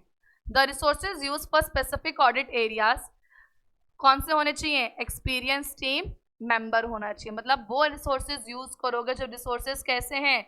एक्सपीरियंस्ड हैं, या फिर जो इन्वॉल्व करते हैं एक्सपर्ट्स को। ठीक है। अगला पॉइंट क्या है? Quantity. Amount of resources, number की बात हो रही है। किसकी बात हो रही है? Such as number of team member जो आपको किसी पर्टिकुलर काम के लिए भेजने हैं। क्लियर है? 2 बात। पहली बात में हम क्या देख रहे थे? क्वालिटी। जो आपने एक पर्टिकुलर एरिया के लिए रिसोर्सेज मतलब आर्टिकल्स को भेजा है, वो आपने उनके एक्सपीरियंस और एक्सपर्टनेस के बेसिस पे भेजा है या नहीं। दूसरा है कितना रिसोर्सेज एलोकेट करना है, they are talking about number of resources. फिर अगला पॉइंट है व्हेन। व्हेन का मतलब क्या है? टाइमिंग। क्या है व्हेन का मतलब? इंटरिम ऑडिट के लिए भेजना है या फिर कट ऑफ डेट्स के लिए। और लास्ट का मतलब है हाउ, कैसे उन्हें मैनेज करोगे, डायरेक्ट करोगे। और डायरेक्ट मैनेज सुपरवाइज का मतलब क्या है? आर्टिकल्स को भेजने से पहले मैं उन्हें ब्रीफ करके भेजती हूँ, वहां जाकर ये काम करना है, वाउचिंग देखनी है, तू प्रीमियम चेक कर लियो, या तो मैन्युफैक्चरिंग कंपनी तो सेल्स को चेक कर लियो, एडवर्टाइजिंग कॉस्ट को देख लियो, एक जना देख लेना कैश में कोई भी खर्चा 10,000 से ऊपर नहीं होना चाहिए। काम समझा के भेजा, उसे बोलते हैं ब्रीफिंग करना। और जब वो काम पूरा कर कर आएंगे तो वो मुझे बातें बताएंगे, तो वो बोलते हैं डी ब्रीफिंग करना। तो कैसे आप आर्टिकल्स को मैनेज, डायरेक्ट और सुपरवाइज करते हो, इसका मतलब कब आप ब्रीफिंग की मीटिंग रखोगे और कब आप डी ब्रीफिंग की मीटिंग रखोगे। तो हमारे पास में कितने पॉइंट्स है इससे रिलेटेड? 4 पॉइंट। कितने पॉइंट हैं? 4। 4 पॉइंट में पहली बात किसके बारे में करी थी हमने? क्वालिटी। क्वालिटी में देखा था मैंने एलोकेशन करना है ऑफ टास्क, काम को एलोकेट किसके बेसिस पर? उनके एक्सपीरियंस के बेसिस पर, और ये देखना है कि इन्वॉल्व हो रहा है कोई एक्सपर्ट या नहीं। फिर थी क्वालिटी। क्वालिटी का मतलब था amount of resources, number of resources. क्या है यहाँ पे बात? नंबर ऑफ रिसोर्सेज, कितने लोगों को भेजना है ऑडिट के लिए। फिर क्या थी? टाइमिंग। टाइमिंग में बात कर रहे थे व्हेन, कब, 2 टाइम पे, या तो एंट्रीम ऑडिट के लिए या फिर फाइनल मतलब कट ऑफ ऑडिट के लिए। डायरेक्शन, सुपरविजन करना उसका, जहां पे मैं ये देखूंगी कब मैं कंडक्ट करूंगी किस चीज को, ब्रीफिंग की या फिर डी ब्रीफिंग की मीटिंग्स को। तो कितनी बातें लिख के दी थी मुझे इसमें? 4 बातें। पहली बात क्या थी? रिसोर्सेज की क्वालिटी, क्वांटिटी, टाइमिंग, डायरेक्शन और सुपरविजन। रिसोर्सेज का मतलब क्या है? आर्टिकल्स। क्या है रिसोर्सेज का मतलब? आर्टिकल्स है। क्लियर है बात? पक्का? हाँ। ब्रीफिंग मतलब किसी बात को समझाना।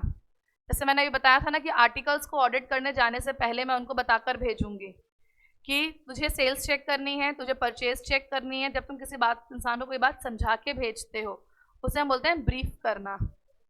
डी ब्रीफिंग जब वो काम करके आके मुझे बताएगा कि मैं ये काम करके आ चुका हूँ। यह है डी ब्रीफिंग और यह है ब्रीफिंग। क्लियर है बात? तो हमने देखो अभी तक में क्या क्या पढ़ा है, फटाफट से क्विक रिवीजन करते हैं। सबसे पहली बात मैंने ऑडिट प्लान का टॉपिक शुरू किया था।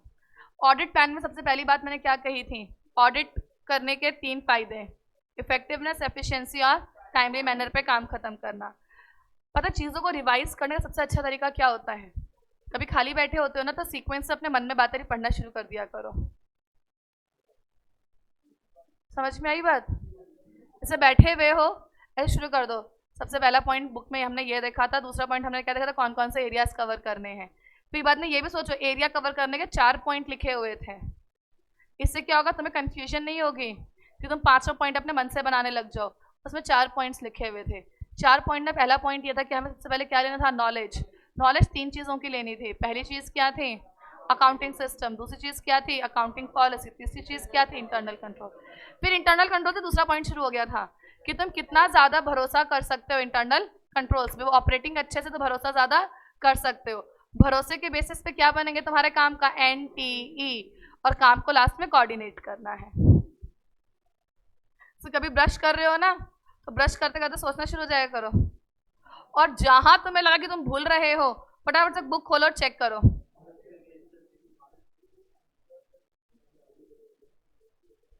Utilise your time.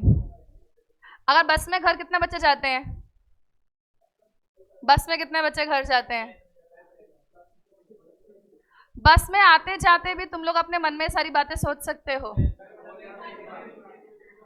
भीड़ से तुम्हें क्या करना है? तो ऐसे खड़े होते होते लोगों से टकराते टकराते रिवाइज करते रहो।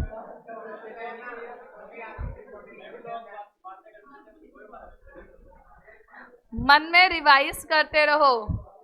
सुबह सुबह आ रहे होते हो ना बस में, तो गाने मत सुना करो। मुझे पता सब यही करते हैं, ये लगा गाने सुनते रहते हैं या कोई ना कोई वेब सीरीज देखते रहते हैं बस। तो सबसे बेस्ट तरीका रिवीजन का यही है। रोड पे चलते चलते मत करना, देखो रोड एक्सीडेंट हो गया। इसलिए मैंने पहले पूछा बस में कौन कौन आता है, कि तुम स्कूटी राइड करते करते भी यही सोच रहे हो।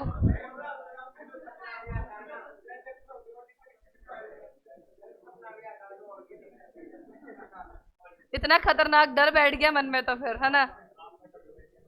बस अब आगे पढ़ते हैं। अगला पॉइंट हमने कौन सा देखा था? बेनिफिट्स। बेनिफिट में सबसे पहली बात attention to the special areas.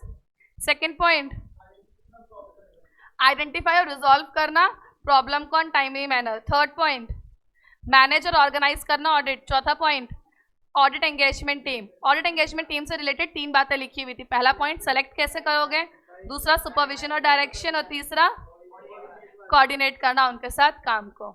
4 बार तो क्लास में मैं ही बुलवा देती हूँ, मुझे ऐसे तो बुक के रट्टे मर गए, बच्चों को बुलवा बुलवा के मैं को बुक रट गई।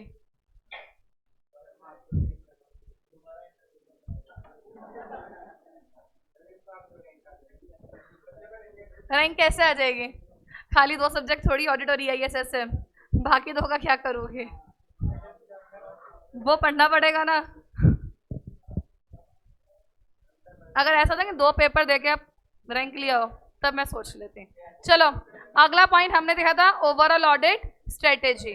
ओवरऑल ऑडिट स्ट्रेटेजी में सबसे पहला पॉइंट, ओवरऑल ऑडिट स्ट्रेटेजी कैसे हेल्प करती है या रिसोर्सेज को मैनेज कैसे करोगे। रिसोर्सेज के 4 पॉइंट है, क्वालिटी, क्वांटिटी, टाइमिंग और डायरेक्शन एंड सुपरविजन।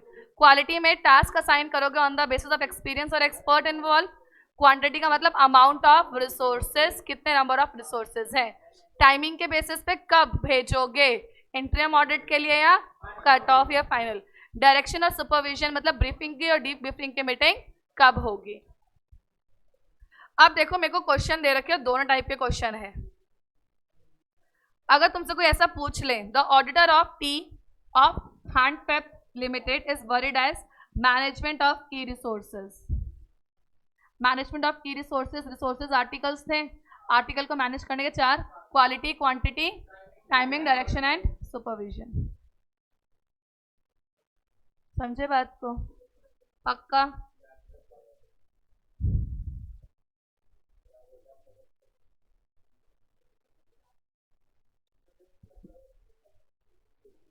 नहीं, इस अंडर क्लास क्यों है,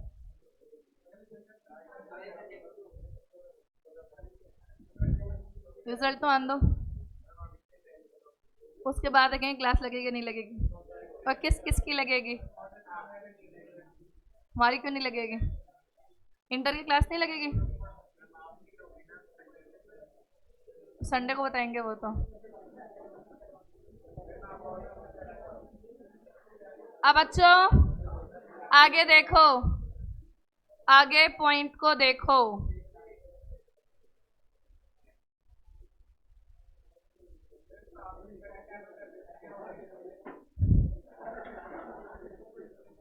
बस में पर कॉस्ट पैसेंजर की कॉस्ट निकालते हैं, सर ने बोला हुआ है।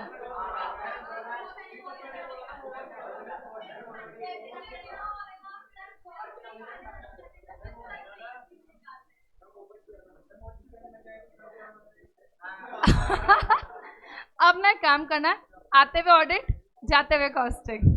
कैसा लगा आइडिया?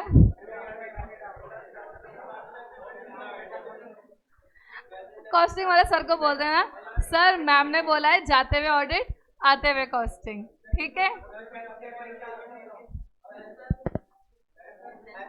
ऐसे हम रश करते वक्त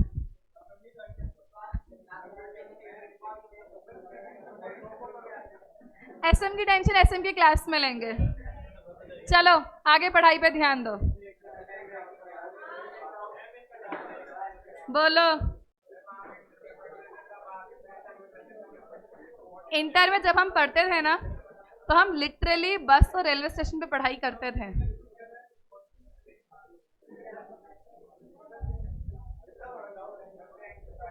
हाँ,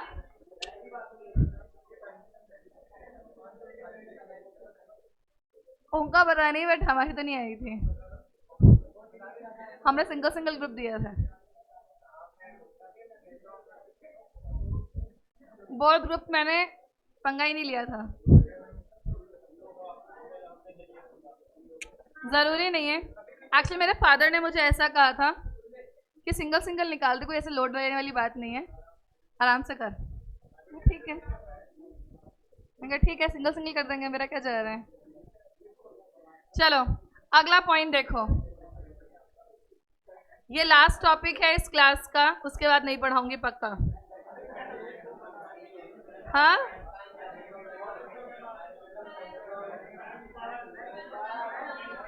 एस्टेब्लिशमेंट ऑफ ओवरऑल ऑडिट आज ही पढ़ेंगे। तुम्हें पता है तुम लोगों से ज्यादा तो ना 1.5 आवर की क्लास में वीडियन वाले बच्चे पढ़ लेते हैं, उनकी सिर्फ 1.5 आवर की क्लास लगती है और वो इससे ज्यादा पढ़कर मुझे सुना भी देते हैं। और कहीं अपने आप को देखो, 2 घंटे की क्लास लगती है जिसमें तुम लोग ना मुझे ढंग से सुनाते हो और ना मुझे ढंग से पढ़ाने देते हो। 25 और वो 25 बच्चे भी डरते हैं मेरे को देखकर। चुप रहो। स्टेब्लिशमेंट ऑफ ओवरऑल ऑडिट क्या है पॉइंट? तो जा भाई। Establishment of overall audit strategy. Overall audit strategy कैसे बनती है? हम लोग क्या पढ़ रहे हैं? Establishment of overall audit strategy. आपकी ऑडिट की स्ट्रेटेजी कैसे बनती है क्लास? मैंने तुम्हें पहले भी कहा हुआ है, जितना ज़्यादा मैं चिल्लाऊंगी ना उतना ज़्यादा मेरा सिर फटेगा और फिर उसके सारे कॉन्सिक्वेंसेस तुम्हें झेलने पड़ेंगे।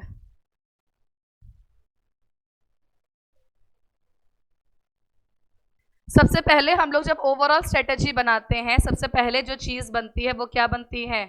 स्कोप। क्या बनेगा सबसे पहले? स्कोप। स्कोप किसके बेस? स्कोप के बाद हम लोग क्या बनाएंगे? प्लान।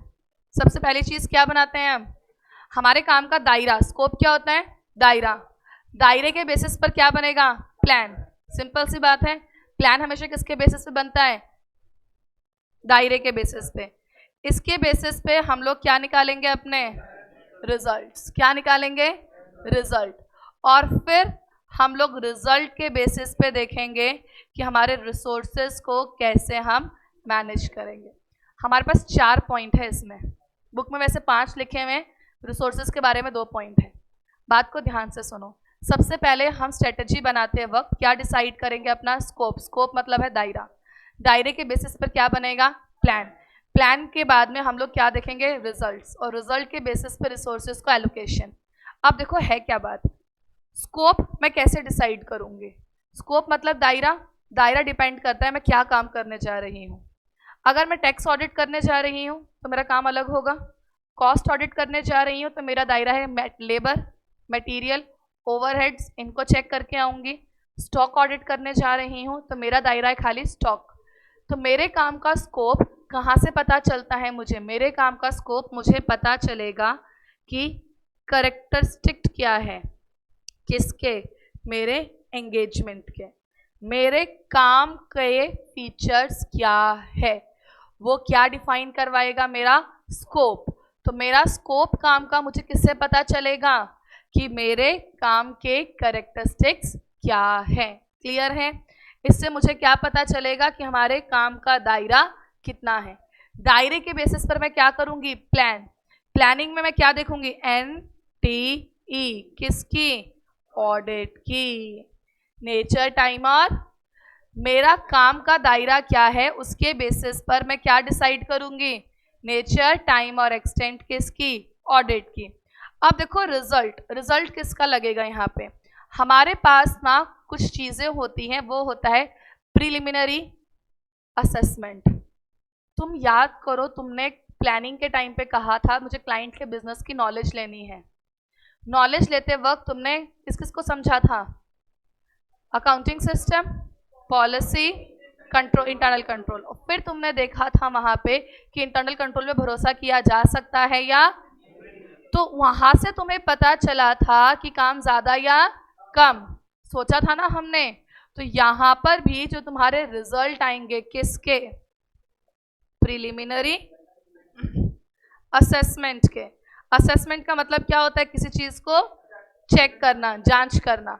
जब तुम पहले कोई काम करते हो, जो बिल्कुल इनिशियल बेस लेवल पे जो काम होता है ना, उसको हम बोलते हैं प्रीलिमिनरी। क्या बोलते हैं उसको हम? प्रीलिमिनरी। प्रीलिमिनरी असेसमेंट में हम लोग बेसिकली क्या करते हैं? हम लोग यहाँ पे नॉलेज ऑब्टेन करते हैं। किसकी? Of client. नॉलेज लेते हैं या फिर अंडरस्टैंडिंग लेते हैं। किसकी ले रहे हैं? क्लाइंट की। और इसके बेसिस पर मैं रिसोर्सेज का एनटीई और रिसोर्सेज के डायरेक्शन को समझूंगी। ध्यान से सुनो, जब तुम लोग ओवरऑल ऑडिट स्ट्रेटेजी बनाते हो, क्या बनाओगे जब ओवरऑल ऑडिट स्ट्रेटेजी, तो ओवरऑल ऑडिट स्ट्रेटेजी बनाते वक्त सबसे पहले स्कोप बनता है, स्कोप के बेसिस पर प्लान, रिजल्ट्स और रिसोर्सेज। तो पहला पॉइंट, जब स्कोप कहा था तो स्कोप किसके बेसिस पर डिसाइड हुआ था, कैरेक्टरिस्टिक्स ऑफ एंगेजमेंट, है ना, बारिश आ गई मुझे भी ऐसा लगा। स्कोप किसके बेसिस पर डिसाइड हुआ, characteristics of engagement. Second point क्या है, प्लान, प्लान में क्या देखेंगे, एनटीई ऑफ ऑडिट। थर्ड पॉइंट किसका है, रिजल्ट। बारिश सच में आ रही है ना,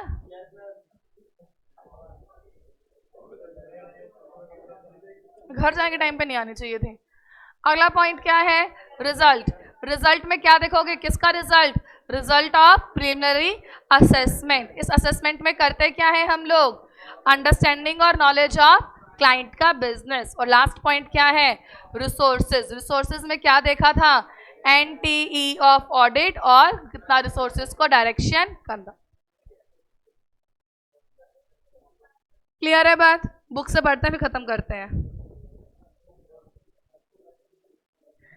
establishment of overall audit. Overall audit के स्टैब्लिशमेंट में क्या क्या चीज आएगी, पहला पॉइंट कैरेक्टरिस्टिक्स ऑफ एंगेजमेंट, जो डिफाइन करेगा किस चीज को, रिपोर्टिंग के बेसिस पे आपने प्लान किया है एनटीई ऑफ ऑडिट। अगला पॉइंट, किस तरीके से डायरेक्शन करना है किसका, एंगेजमेंट टीम का। रिजल्ट ऑफ प्रिलिमिनरी एंगेजमेंट्स, जहां पे आपने नॉलेज गेन करी है किसके बारे में, एंटिटी के बारे में। और अगला पॉइंट कौन सा लिखा हुआ है, टाइमिंग, नेचर और एक्सटेंट ऑफ रिसोर्सेज। रिसोर्सेज का डायरेक्शन था, रिसोर्सेज का एनटीई था।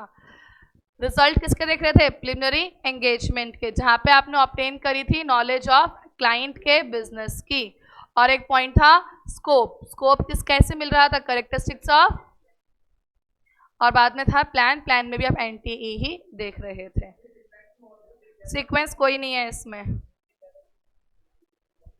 ये डायरेक्शन कर रहे थे एंगेजमेंट टीम का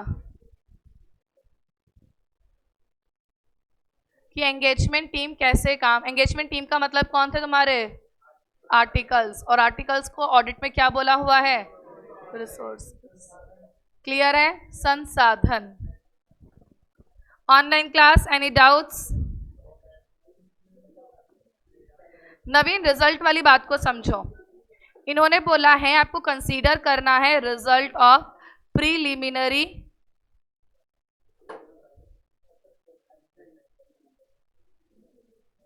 असेसमेंट।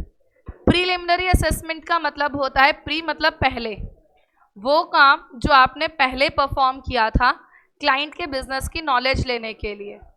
तो पहले, सबसे पहले मैंने कौन सा काम किया था, एरिया को याद करो। सबसे पहले मैंने काम किया था कि क्लाइंट के बिजनेस की नॉलेज कैसे ले सकते हो, तो आपको उसके बेसिस पर अपने काम का एनटीई डिसाइड करोगे। इंटरनल कंट्रोल में फ्रॉड कितना है, एरर करना है कितना है, इस बेसिस पे। क्लियर है बात। अब आता है डायरेक्शन और सुपरविजन वाला पॉइंट। डायरेक्शन और सुपरविजन का मतलब क्या होता है, क्लाइंट के काम को चेक करना, उन्हें डायरेक्ट करना, उन्हें टाइम टू टाइम सुपरवाइज करना। रिसोर्सेज को कितना डायरेक्ट सुपरवाइज करोगे, ये डिपेंड करता है ऑडिटर के पर्सनल जजमेंट पे। जजमेंट मतलब क्या था, पॉइंट ऑफ व्यू। अगर मुझे लगता है कि मेरे आर्टिकल्स नालायक है तो मैं डायरेक्शन और सुपरविजन ज़्यादा दूंगी, और अगर मुझे लगता है आर्टिकल्स ठीक है काम करने में तो डायरेक्शन और सुपरविजन कम करूंगी।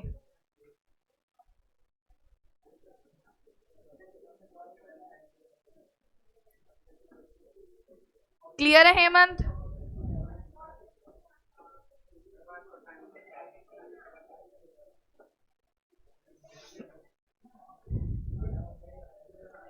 ओके, फिर क्लास ओवर करते हैं।